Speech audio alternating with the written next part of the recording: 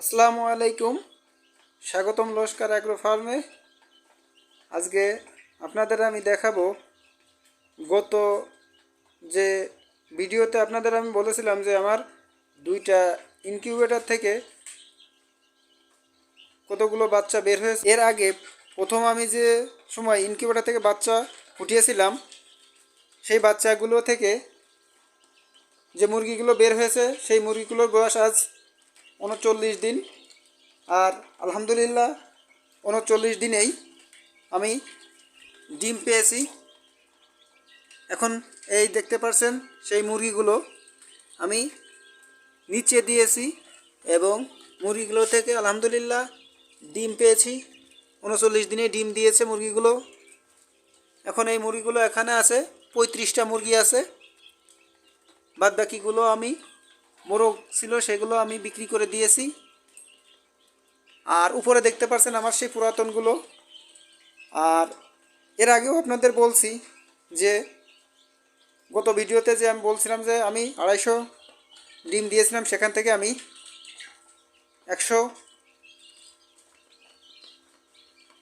195টা বাচ্চা পেয়েছি। এবং টোটাল এটা দেখতে পাচ্ছেন যে প্রথম যে আমার লাল ইনকিউবেটরের বাচ্চাগুলো, এগুলো আলহামদুলিল্লাহ এই বাচ্চাগুলো এখনও সুস্থ আছে। দেখতে পাচ্ছেন কত চঞ্চল। এখানে ব্রুডিং শেষ হয়ে গেছে। আজকে বাচ্চার বয়স 15 দিন। ব্রুডিং শেষ হয়ে যাওয়ার পরে আমি এদের খাঁচায় দিয়ে দিয়েছি। সেই সঙ্গে মুরগির বাচ্চাগুলোও আছে। মূলত আমি প্রতিবারই কিছু না কিছু মুরগির বাচ্চা দিয়ে থাকি যাতে এখান থেকে একটা প্রফিট হয়। আর তারপরে যে আমার নিজে হাতে তৈরি করা যে ইনকিউবেটর সাদাটা ছিল, সেখান থেকে আমি এই যে এই বাচ্চাগুলো পেয়েছি। এই বাচ্চাগুলো আপনাদের আমি গত ভিডিওতেও দেখাইছি কতগুলো বাচ্চা পেয়েছি। দেখুন বাচ্চাগুলো, এটা এই বাচ্চাগুলোর বয়স আজ 6 দিন। এখনও ব্রুডিং শেষ হয়নি বাচ্চাগুলোর।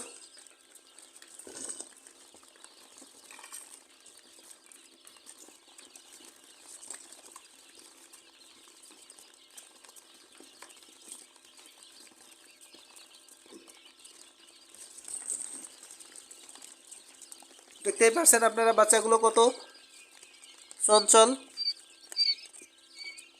এই বাচ্চাগুলো আমি আমার নিজের হাতে তৈরি করা ইনকিউবেটর থেকে পেয়েছি।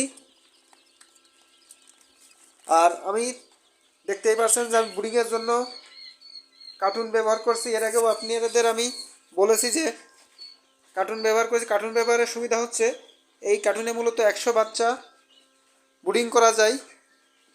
এর একটা সুবিধা আছে, সেটা হচ্ছে বাইরে থেকে কোনো বাতাস বা কোনো ঠান্ডা যেতে পারে না। আর এদিক দিয়ে আমি নতুন বাচ্চাগুলোর জন্য ঘর তৈরি করব, সেখানে এই বাচ্চাগুলোর জন্য ঘর তৈরি করে আমি এখানে দিব, সেটা আপনাদের আমি নেক্সট ভিডিওতে দেখাবো।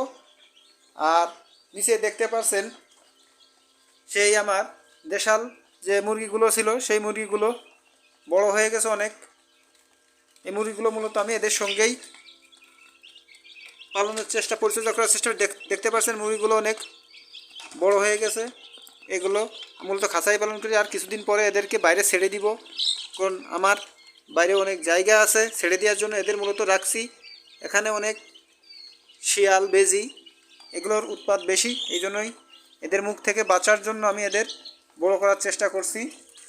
আর তারপরেই আমি দিয়ে দিয়েছি। দেখতে পাচ্ছেন যে ইনকিউবেটরে আবার নতুন করে ডিম বসিয়েছি। এটা আপনাদের দেখাতে পারিনি, অনেক ঝামেলার জন্য আমি ঝামেলায় ছিলাম, এই জন্য আমি ব্যস্ততার জন্য দেখাতে পারিনি।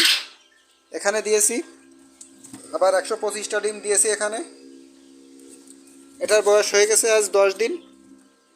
আর এটাই দিয়েছি আমি 130টা ডিম। এটার বয়স হয়েছে আজ 6 দিন। এটার বয়স 6 দিন হয়েছে। এটা আমি নিজে তৈরি করছিলাম। এখান থেকে আমি বাচ্চা পেয়েছি 105টা। আর লালটা থেকে পেয়েছিলাম 190টা। মোটে 90টা বাচ্চা পেয়েছিলাম। টোটাল আমার 250 ডিম থেকে 195টা বাচ্চা পেয়েছি। তো আলহামদুলিল্লাহ ভালো বাচ্চা পেয়েছিলাম। এটা আবার বসিয়েছে, আর বাদ বাকি আবার এটার পরে আমি ডিমগুলো রাখছি, এগুলো আবার ইনকিউবেটরে আমি বসাবো। এটা আমি সংগ্রহ করতেছি ডিম। মূলত আমি এখনও ডিম বিক্রি করি না, খুব কম বিক্রি করি। যারা আমার কাছে আসে তারা একদম আমি খুবই কম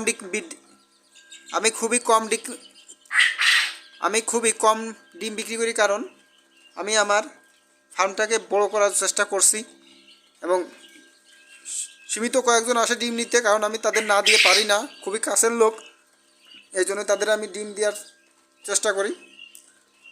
আর এগুলো হচ্ছে দেখতে পাচ্ছেন যে আমার মুরগিগুলা, মোরগগুলা, এখান থেকে আমি 20 ডিম সংগ্রহ করি। আর এর আগে আমি খাওয়াতাম খাবার হিসেবে, খাবারের কথা আমি বলি নাই যে আমি কি খাওয়াই, ওষুধ কি খাওয়াই, এটা আপনাদের আমি নেক্সট ভিডিওতে আপনাদের বলবো যে আমি আমার পাখিগুলোকে কি খাবার এবং কি ওষুধ প্রয়োগ করি, সেটা আপনাদের বিস্তারিত আমি নেক্সট ভিডিওতে বলবো। আর এই বাচ্চাগুলোর এখনও আমি ভ্যাকসিন দিই না, কারণ আমি একটু বাচ্চাগুলোর, সবাই বলে 7 দিন বয়সে ভ্যাকসিন দিতে হয়, কিন্তু আমি একটু ভিন্ন মত পোষণ করি, কারণ বাচ্চাগুলো অত অ্যান্টিবায়োটিক নেওয়ার সক্ষমতা তৈরি হয় না। একটু বয়সে অ্যান্টিবায়োটিক দিলে এদের অ্যান্টিবায়োটিকটা নেওয়ার সক্ষমতা তৈরি হয় এবং কাজও ভালো হয়। এই জন্য আমি 15 দিন বয়স হয়ে যাওয়ার পরেও আমি অ্যান্টিবায়োটিক দিই নাই। এবং রানীক্ষেতের ভ্যাকসিনটাও দিই নাই, রানীক্ষেতের ভ্যাকসিনটা দিব 2-1 দিনের ভেতর। সেই ভিডিওটা আপনাদের আমি শেয়ার করব, কীভাবে আমি রানীক্ষেতের ভ্যাকসিন প্রদান করি এবং কিভাবে দিলে ভালো হয়, কখন দিলে ভালো হয়, এটা আপনাদের মাঝে আমি শেয়ার করব।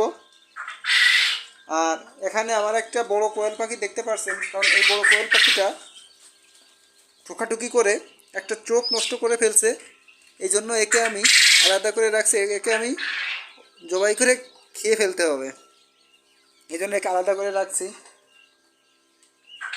আর এটাই হচ্ছে আমার ব্রুডিং কমপ্লিট করার জায়গা। এটা আপনাদের দেখিয়েছি, এর আগে আপনাদের দেখিয়েছিলাম আমার একটা, মূলত এখানে আমি যে খাঁচার ভিতর দিয়েছিলাম সেই বাচ্চাগুলো এখানে আমি ব্রুডিং করছি। আর এখানে যেটা দেখতে পাচ্ছেন এটা আমার নিজের হাতে তৈরি করা ইনকিউবেটর, সেটার থেকে বাচ্চাগুলো পেয়েছি। সেই বাচ্চাগুলো এখানে 6 দিন বয়স আর 10 দিন পরে আমি এদেরকেও খাঁচায় শিফট করব। এদের জন্য আমার আরেকটা খাঁচা তৈরি করতে হবে, এটা আমি এখন শুরু করি নাই। কীভাবে খাঁচা তৈরি করতে হয় এবং কীভাবে তৈরি করলে ভালো হয় সেই ভিডিওটাও আপনাদের আমি দেব। আর আমি আসলে এই লিটারটা পরিষ্কার করার জন্য আমি বস্তা ব্যবহার করি, এই কারণেই, কারণ বস্তাটা ব্যবহার করি কারণ এতে খরচও কম। অনেকে ট্রে ব্যবহার করে, কিন্তু আমি ট্রে ব্যবহার করি না, কারণ ট্রে ব্যবহার করতে অনেকগুলো ট্রে ব্যবহার করতে হয়, কষ্ট বেশি, কারণ একটা ট্রের দাম 110 টাকা করে নেয়। আর একটা ট্রেতে তো হবে না, অনেকগুলো ট্রে প্রয়োজন হয়। এই জন্যই আমি এখানে বস্তা বা চট ব্যবহার করি, কারণ একটা চটের দাম 20 টাকা। এই চটগুলো ব্যবহার করলে অনেক দিন, আপনার 3-4 মাস 5 মাস চলে যাবে, 6 মাস চলে যাবে, কিছু হবে না। এই জন্য আমি এই চটটা ব্যবহার করি এবং এটা একবারে টান দিলে চলে আসে, এই জন্য এটা সুবিধাও আছে অনেক। তো এইভাবে আমি পরিচর্যা করি। আর নেক্সট ভিডিওতে আমি আপনাদের দেখাবো কি খাবার দিই, কি ওষুধ দিই এবং কিভাবে কখন কোন সময় আমি কি ওষুধ প্রয়োগ করি, সেই ভিডিওটা আপনাদের মাঝে আমি শেয়ার করব। আর যদি কারোর 20 ডিম এবং কোয়েল পাখির 10 দিন 15 দিন এবং 0 বাচ্চা বা 30 দিনের বাচ্চার প্রয়োজন হয়, আমার সাথে যোগাযোগ করতে পারেন, দেওয়ার চেষ্টা করব। আমার চ্যানেলে নতুন হলে চ্যানেলটি সাবস্ক্রাইব করবেন এবং ভিডিওটি শেয়ার করবেন। আসসালামু আলাইকুম।